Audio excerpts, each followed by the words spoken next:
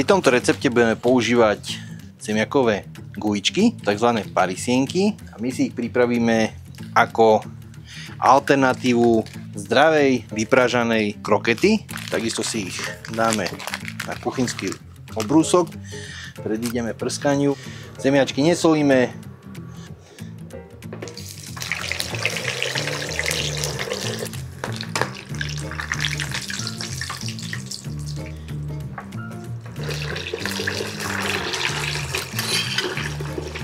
V podstate je to zdravá alternatíva, ako sme spomínali, zemiakový kroket. Tým, že keď si to takto rozkrojíme, tak vidíme, že máme plnú chuť zemiaku.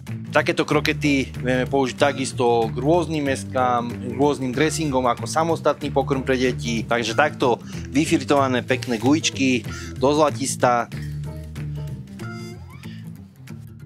Osolíme si ich poriadne.